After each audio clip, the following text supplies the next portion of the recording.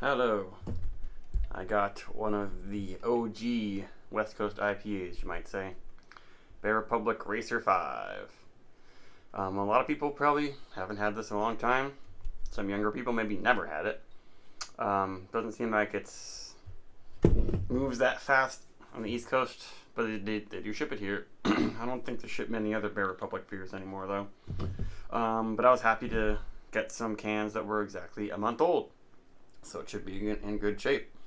It's 7.5% alcohol, and they give you like no information on the can. But it's brewed with Cascade Centennial, Chinook, and Columbus, probably the most classic of the classic C hops.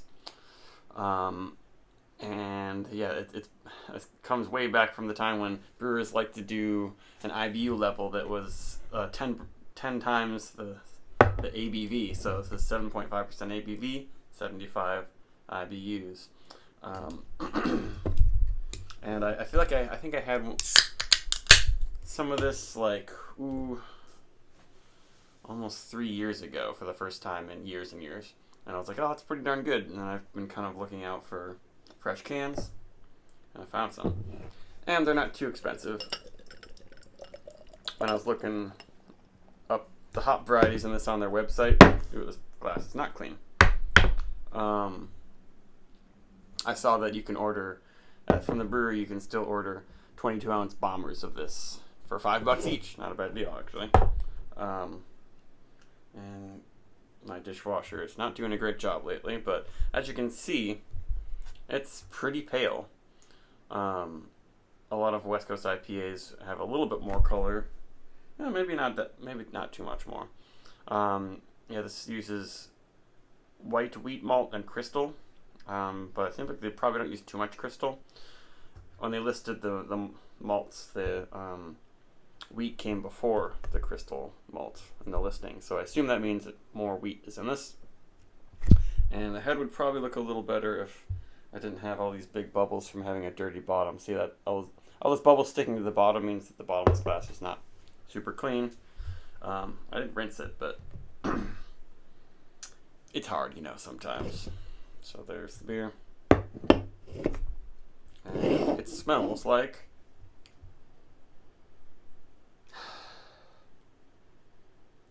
blast from the past. And sometimes this old smell of like that toasty crystal and those sea hops almost smells like it's an oxidized old beer, but I'm pretty positive this isn't. And I'm surprised how much aroma is added by crystal malt. Yeah, just piney and toasty, sort of caramely quality. Maybe some like sticky grapefruit syrupy sort of thing. Maybe marmalade on toast, but with some like slight caramelization in there. And piney, earthy, spicy. Hopefully it's a little more fruity in the flavor.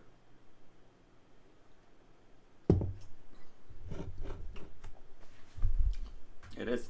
It's not nearly as caramely and sweet in the flavor as it smells.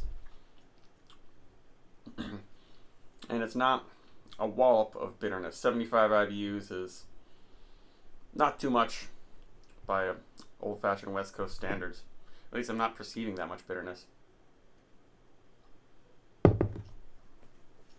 Quite a bit of body.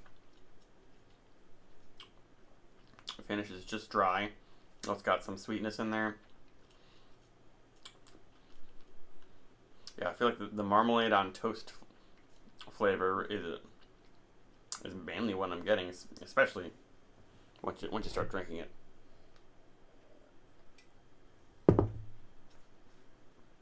I hate to say it, the body's smooth. I guess it's kind of soft and full for a beer of this style, but it is 7.5%. But the wheat might be helping it out. Oh yeah, now I'm getting that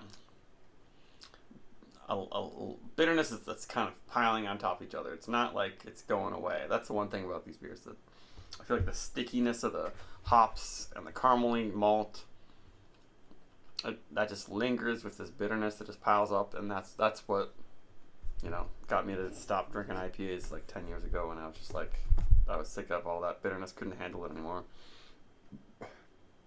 That's where it's different from New England and modern style IPAs. Is they might have some bitterness, they might have some throat burn, chalkiness, but then that usually fades away. It doesn't pile on top of each other like this one.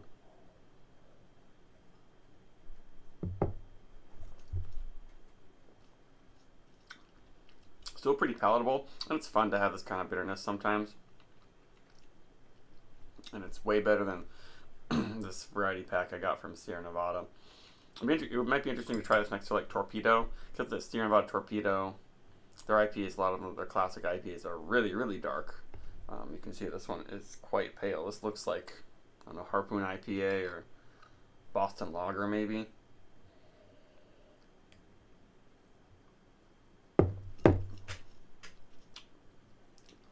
Very, very clean. Yeah, I haven't mentioned anything about the yeast.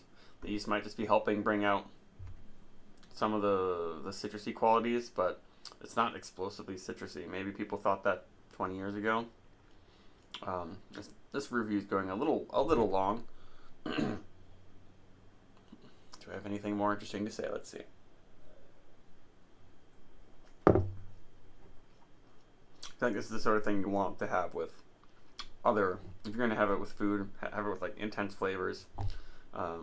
Sometimes I think like having a really big intense IPA with some really spicy wings is a nice intense experience.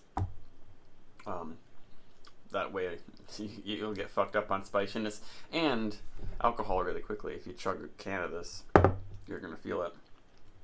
But yeah, maybe every 3 years I'll return to this beer, or whenever I can get it fresh. I think I like it more than most classic IPAs that are still out there and available. And I like how it's not dominated by caramel malt and bitterness. I'm definitely a bigger fan of this than the Sierra Nevada stuff. For a rating, yeah, it's definitely a 4 beer. 4 plus. It'd be cool if they do a version of this with like a little less crystal malt. See what that would be like, but then maybe, it wouldn't be an old school IPA anymore. It'd be something different.